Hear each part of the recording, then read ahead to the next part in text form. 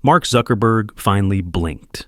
After tens of billions of dollars burned after red-hot financial quarters that enraged Wall Street, the stubborn CEO of Meta has officially raised the white flag of surrender to shareholder pressure.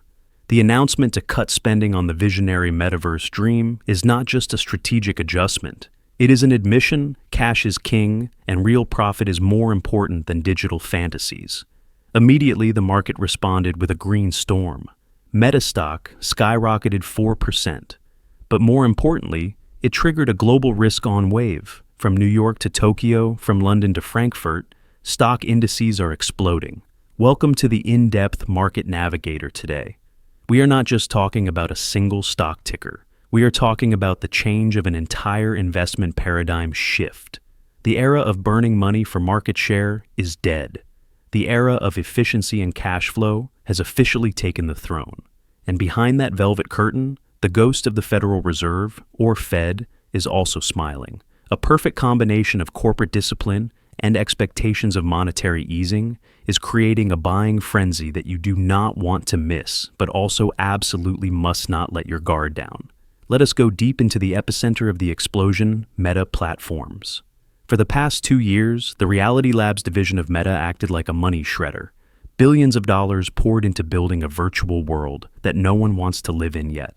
Wall Street punished Meta mercilessly, pushing the stock price to split in half, or even 3 at times. Value investors called this the arrogance of corporate governance. But last night, the story turned a new page. The commitment to cut capital expenditure, or CAPEX, for the Metaverse means free cash flow will increase. Net margin will improve. The company will focus resources on their true money-printing machines, ads and artificial intelligence, or AI. The stock market is a future discounting machine. When Meta announced cutting useless costs, analysts immediately entered new figures into the discounted cash flow, or DCF model. The result: the fair valuation of Meta skyrocketed. The 4% increase is just an instant reflection of that valuation adjustment. What is the lesson here? The market does not hate technology. The market hates waste. When technology giants prove they know how to tighten their belts and listen to shareholders, smart money will return. This is a signal that Silicon Valley has matured. They are no longer children pampered by cheap cash flow. They are becoming true cash cows. However, if only Meta cut spending, the global market would not be so bright green. Meta is just the detonator. The real powder keg is interest rate expectations. Recent inflation data is cooling down. Cracks in the real economy are becoming clear. Everything points in one direction. The Fed has run out of room to be hawkish. Cutting interest rates is no longer a question of yes or no, but when and how much. Why is this vitally important for technology stocks? Recall the basic macro lesson. Technology stocks are long-duration assets. Their value lies in cash flows in the distant future. When interest rates are high, future cash flows are heavily discounted, becoming worthless in the present. When interest rates drop, the discount rate drops, and the present value of those cash flows explodes. The resonance between improved corporate internal strength, thanks to cost-cutting like Meta, and a favorable macro environment where the Fed lowers rates is the perfect formula for a bull market. We are witnessing the return of risk appetite. Money is withdrawing from safe havens like short-term bonds to hunt for alpha or superior returns in the stock market. But I must stop to pour a bucket of cold water on your blind euphoria. Do not be mistaken. This technology recovery wave is not for everyone. In 2021, when cheap money flooded in a rising tide, lifted all boats. Every junk stock, every crazy idea increased in price. This year, the story is completely different. This is a game of quality. The market is excited about Meta because Meta already has huge profits from Facebook and Instagram. They just need to cut off the necrotic part, the Metaverse, and the body becomes healthy again. As for the zombie technology companies, those who have never made a profit are burning money into hopeless research and development and living on debt. They will not recover. In fact, they will die faster as the market concentrates capital on the giants. We are seeing a highly intelligent great rotation of cash flow, withdrawing capital from pie in the sky, projects, delusional metaverse junk, crypto and meme stocks. pumping capital into big tech like Apple, Google, Microsoft, Meta Semiconductors, companies, cybersecurity, and practical applied AI. Investors must engrave this in their hearts. This recovery is a re-rating based on price to earnings, or PE, and free cash flow, yield or FCF yield. If the stock you are holding does not have the letter E or earnings in PE, then you are playing with knives. Look at the psychological chart. The greed index is escalating. When press headlines are flooded with news about Meta price, increases about NASDAQ breaking peaks, that is when new investors, or F0, start to get itchy hands. The FOMO syndrome, or fear of missing out, is your biggest enemy right now. You see Meta up 4%, you feel regret. You see I stocks up 10%, you want to jump in. But be careful of the bull trap. In a long-term downtrend or sideways trend, the strongest recoveries often occur right before the market crashes another beat known as a bear market rally. Why? Because that is when short sellers must close orders or cover short, creating artificial buying pressure.